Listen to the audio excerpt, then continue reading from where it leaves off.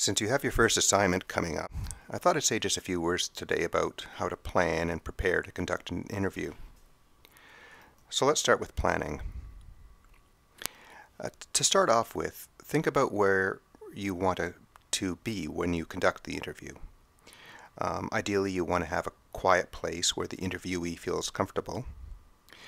Sometimes it's best to do the interview in the person's own house at a time that's convenient for them, or at their workplace. It's a good idea usually to give the interviewee a sense of how long the interview is going to take, so that they can plan accordingly and have a good chunk of time that they can spend with you without any interruption.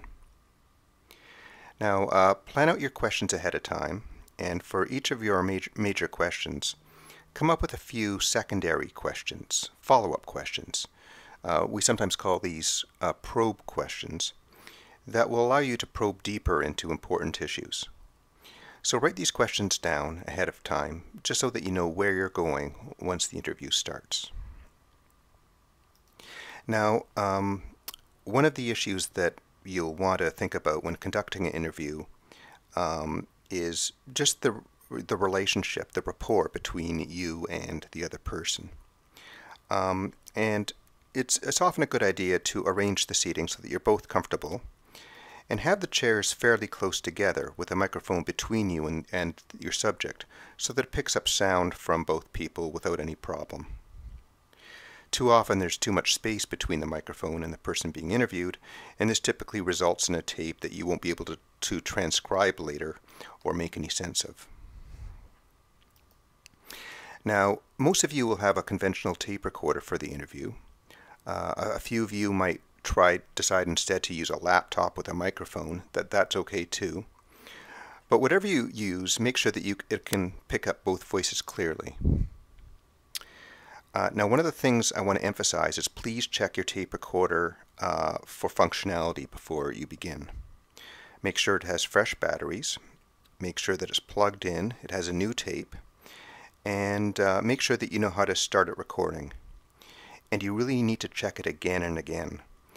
When you get to the place where you're going to do the interview, it's a good idea to test it a few times just to ensure that it's positioned close enough to pick up both your voice and the interviewee's voice. Now, if it's equipment that you borrow from someone else, or perhaps if you borrow it from OISE, make sure that you understand exactly how it works.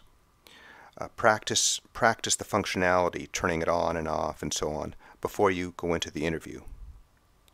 If the interview is long, you'll want to make sure that you have some kind of signal or alarm system so that if the tape reaches the end, you'll be alerted to that and you can put in a new tape. So again, test it as much as you need to, just to make sure that you're comfortable and you're ready to go once the interview starts.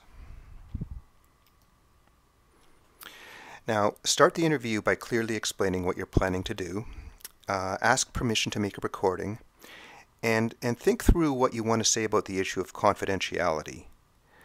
Who's going to hear the tape? And what will you do with the tape after you're done? These are things that the person you're interviewing should know about. Now, usually it will just be you hearing the tape, and you will be listening to the tape just to transcribe it. And then once your study is completed, you'll destroy the tape. But again, these are the sorts of things that you have to make sure that your subject understands before the interview begins.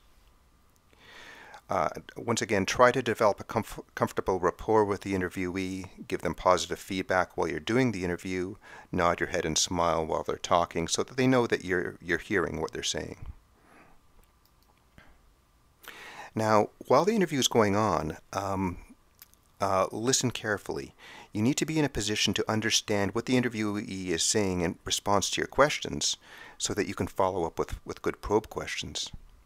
And sometimes a subject will say something unexpected that you want to pursue in more detail, something that you weren't anticipating with a probe question.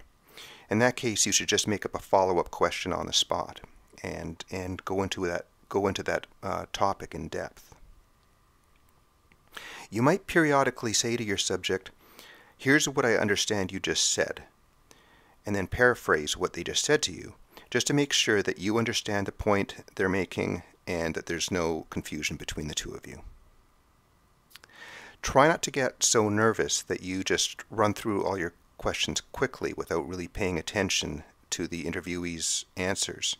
Again, it's really important that you're listening to what the subject is saying and then pursuing those things that sound interesting to you. And then when you're finished, remember to thank the interviewee for their time and for their contribution to your study. Okay, well that's about it. Good luck with your assignment. I think you'll find it to be an interesting and practical exercise, and I look forward to reading about your experiences. Bye for now.